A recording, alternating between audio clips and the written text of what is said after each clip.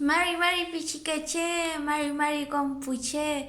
Hoy día les quiero hablar sobre el Antu, el sol. El sol tiene que ver mucho con nuestra cultura y ahora que se acerca el Huiñol Tripantu es necesario hablar del Antu. Recuerden que la cultura mapuche es holística, es decir, que todo se relaciona con todo. El Antu es creador de la vida. Él nos da la energía a nosotros y a todos los seres vivos. Así como las plantitas necesitan sol, nosotros también necesitamos solcito. Las florcitas se abren cuando ven el sol.